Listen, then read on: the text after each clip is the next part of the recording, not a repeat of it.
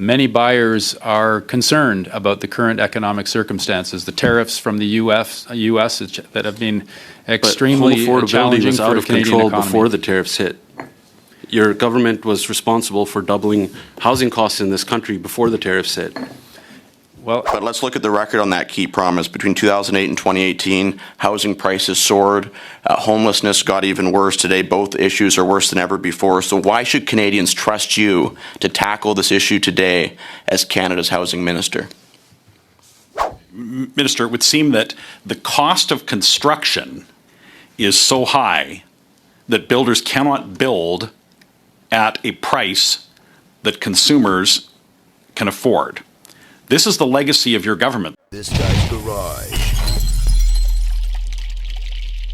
Like and subscribe. The committee shall resume consideration of Bill C4, an act respecting certain affordability measures for Canadians, and another measure.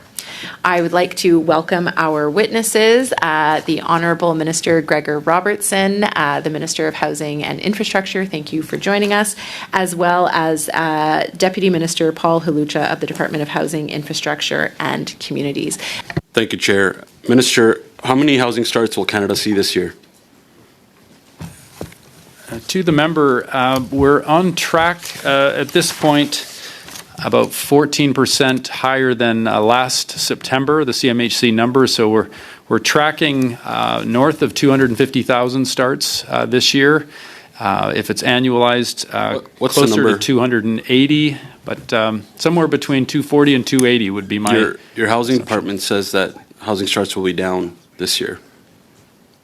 The stats are from CMHC. The latest stats came in for September, which showed us tracking 14% above last September in terms of housing starts across the country. Now, your government announced back in March that you would build 500,000 homes a year.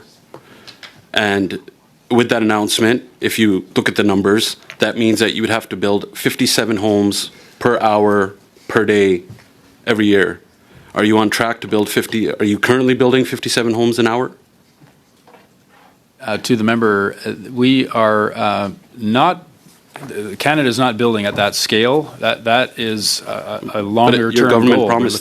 We're looking at over a decade doubling construction up to that level, but that certainly will take many years to achieve, given the changes that need to be made in the industry. At this point, we don't have the labor force to manufacture at that scale, and that's why Build Canada Homes is focused on the manufacturing side to make the building of housing more efficient. When is the first year Canada will build 500,000 homes?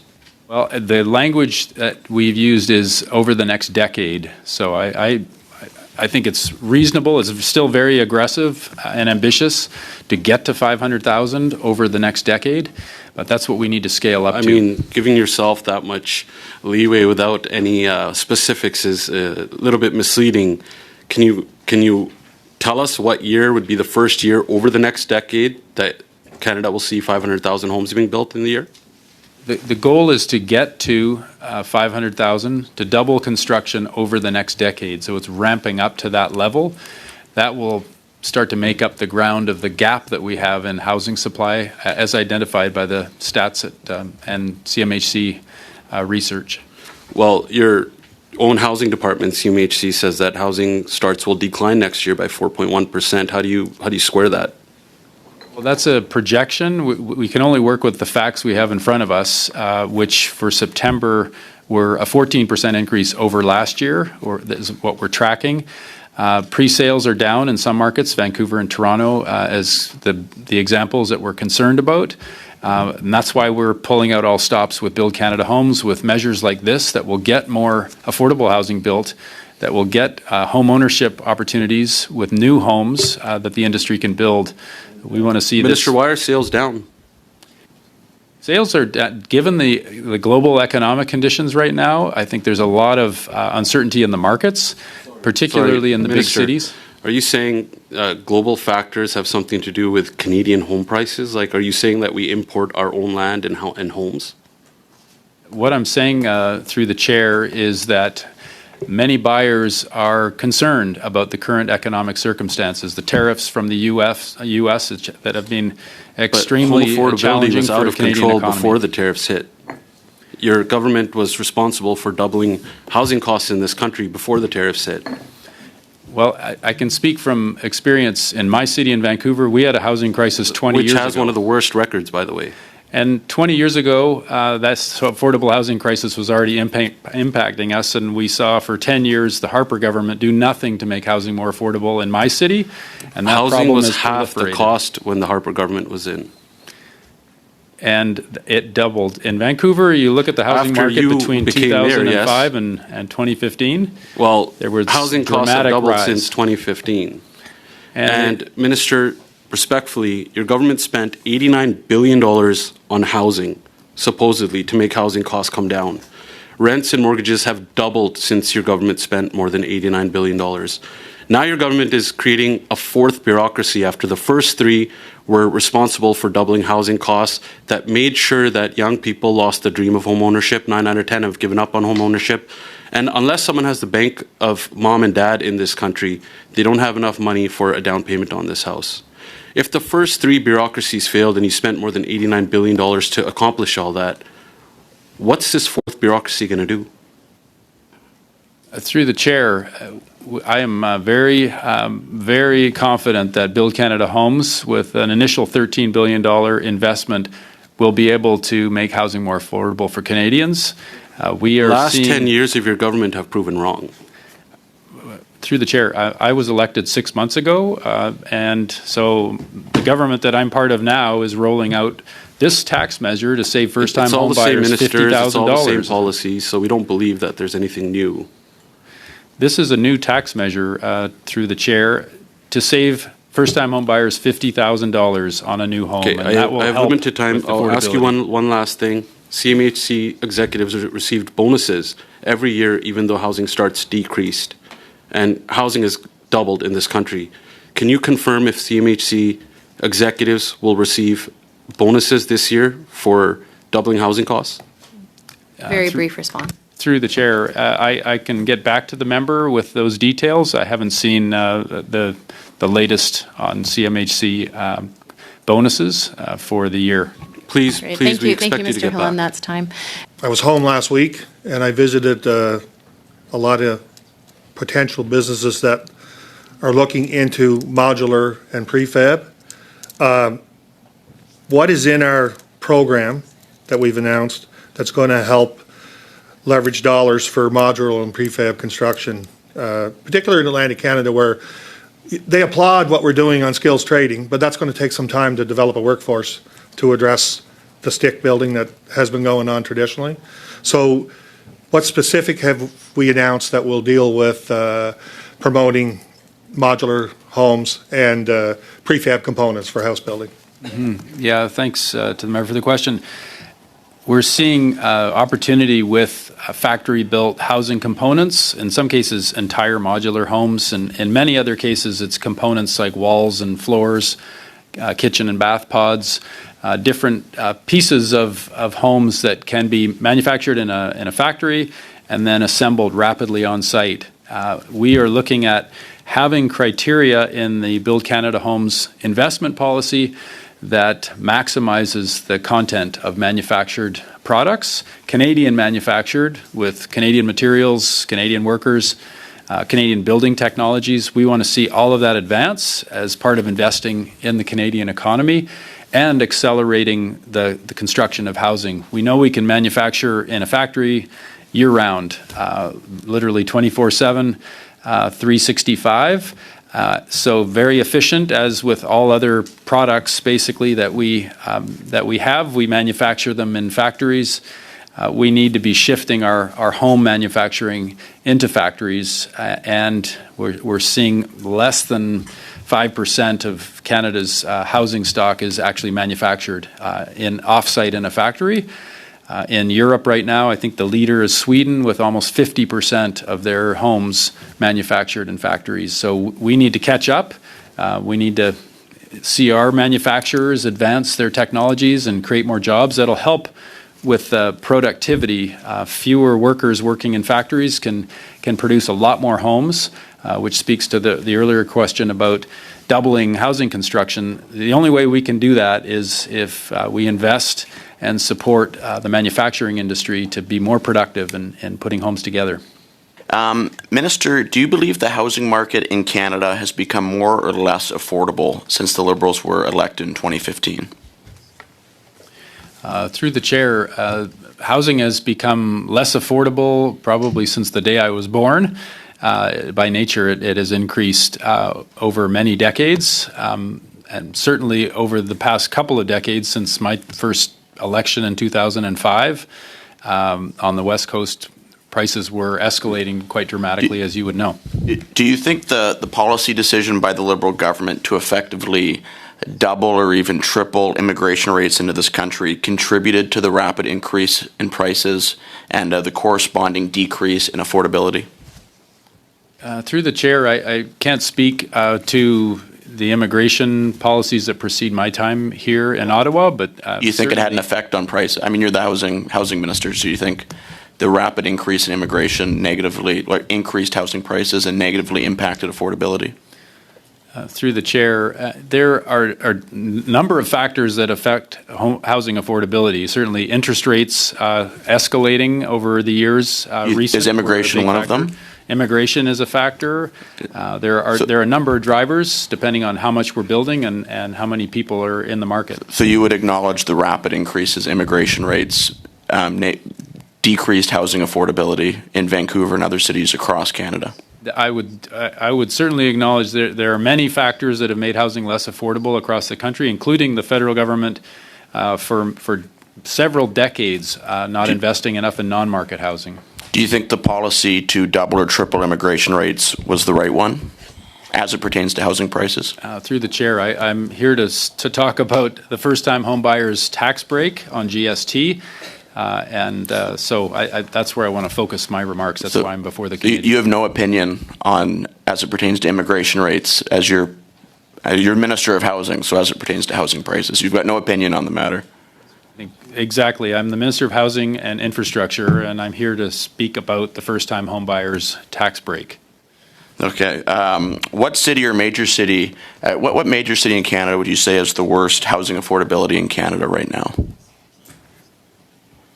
Through the chair, well, our housing affordability markets, Vancouver and Toronto, have both had the most challenges in recent years. Vancouver recently was called the third least affordable housing market in the world. As the former mayor of Vancouver, do you find it somewhat ironic that you were chosen to now lead this policy file on the national level?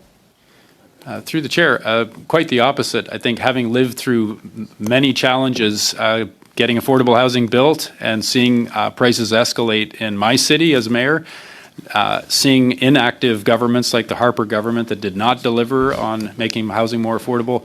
So what? So having housing increase while you were mayor is the prerequisite to being appointed as housing minister. You think that's a positive?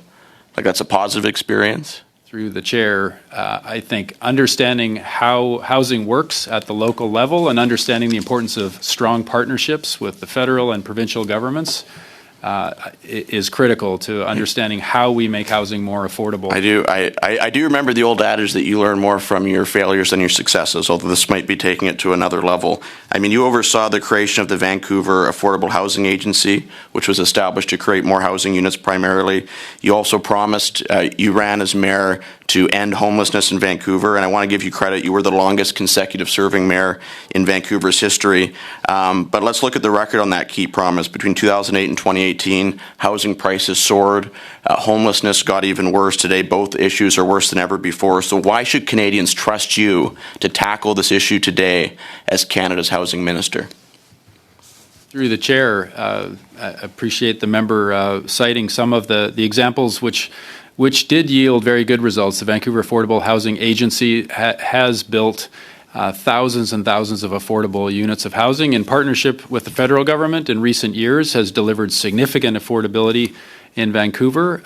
We have seen challenges, but also significant investments in affordable housing.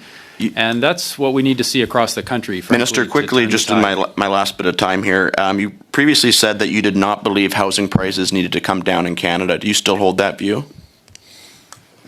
Through the chair, to be clear, we need to see average prices of housing for Canadians come down. We need to build a lot more non-market housing to bring down that average cost. That's the focus here is more supply that is affordable and targeted at the people who need it the most, like first-time home buyers being able to access a $50,000 savings. Minister. Thank you, Mr. Gunn. That concludes this round of questioning. We did 30-year mortgages in the past, tax-free savings accounts, reduced mortgage insurance by 25%, and there's quite a long list. So it's a stackable. There's a combination of factors. So why is the GST rebate, the newest step that's going to help, and how does it complement those previous efforts, to really help first-time homebuyers get in the market? Through the chair, thanks for the question. So the GST break for first-time homebuyers is very targeted at first-time homebuyers and giving them the opportunity for home ownership. I've spoken about Build Canada Homes and the other very significant initiatives that we're rolling out to make housing more affordable. That's primarily for rental housing, for below-market rental housing. This is an initiative for home ownership that gives first-time homebuyers an opportunity to save up to $50,000. That's a big chunk, up to $1 million home, that will make a difference for affordability on the ownership on the market side. But we need a full array across the housing system. From homelessness to the housing market, we need to be very targeted and methodical, going through and ensuring that we are putting in place affordability measures across the continuum of housing. Canadians in different parts of the country with different incomes, we need to make sure that everybody has access to safe, secure housing. So there's been previous measures taken by the previous government, some of them on tax, as you mentioned, some of them on housing supply. The Housing Affordability Fund, we've seen investments in housing infrastructure that are very significant, as the member from Quebec mentioned. We need to see that comprehensive investment across housing infrastructure, on the specific supply of affordable housing, and also on the tax measures that make it more affordable. Thank you. We've heard testimony at this committee in the last couple of meetings that condominium pre-sales in Canada's two most stressed housing markets are in absolute free fall. Down 90% in Toronto, down 70%, I believe, in Vancouver. How on earth is your government going to see the level of starts in the years to come when there are no pre-sales today? Through the chair, thanks to the member for the question. It's certainly a big concern for all of us who are tasked with making housing more affordable in Canada. This supply glut in Toronto and Vancouver has been building for a number of years. This isn't something that the government can solve overnight, but the first-time homebuyers tax break on GST could represent up to 47,000 homes that are purchased by first-time homebuyers getting that $50,000 discount. Minister, it would seem that the cost of construction is so high that builders cannot build at a price that consumers can afford. This is the legacy of your government. This is a problem that has been creeping in for the last 10 years. You have now sellers who can't sell and buyers that can't buy. Will you're going to need more than what is contained in this bill to address the affordability. Productivity in this country is stagnant. Per capita GDP is the same as it was 10 years ago when this government took office. So how will you possibly achieve your housing goals in this environment where wages are stuck and costs are too high? Through the chair, well, we have quite an array of challenges. Certainly the global economic conditions, the tariff impacts complicate matters right now for the housing market. We know what we can deliver in terms of government support on non-market housing, and that's Build Canada Homes' big mission right now with $13 billion dedicated to focusing on non-market. This new first-time homebuyers GST break is a targeted approach on the market side that, again, will affect up to 47,000 homes. Hopefully that makes a big impact. We're also going to be reducing development charges in markets across the country to help bring down the cost of development. Okay, let's talk about development charges. As Mayor of Vancouver, development charges went up, it looks like about 330% during your tenure as mayor. So when did you come to the realization that development charges contribute to the crisis of affordability? So development charges are very different across the country. Vancouver is unique from many other markets in Canada in that the price of market housing is much higher than the cost side. So in order for the city to pay for the housing infrastructure, which is necessary to build the housing, recouping some of that cost through development charges was a strategy. Otherwise, that whole extra margin would go to developers. So when you were mayor, it was something that you just had to do, and now that you're the minister for housing, it's a problem. The challenges now across the country are that development charges have increased in several markets. Some parts of Canada do not have development charges. Are there any cities higher than Vancouver? Vancouver has been at the high end, particularly because the prices are higher. So if the development charges didn't make up that difference, if the development charges didn't make up that difference, all of that cash would go to developers. So the city's approach was to capture some of that gap between the market price and the cost to build community investment. You said that your government is going to reduce development charges. Is there anything in C4 that will accomplish that? No, that's an additional measure. Again, C4 is focused on first-time homebuyers and cutting GST. We have a number of other measures, and decreasing the cost of development is one of those that we're working on. So the carbon tax, the consumer carbon tax is removed in this bill, but the industrial one remains. Does the industrial carbon tax contribute to the cost of housing material? I can't speak to that as the housing minister. I don't think it's related to the affordability well, we had challenges testimony we have with housing. to Thank you, that Mr. effect Kelly, earlier in and this thank study. you, Minister. That concludes the time for this round.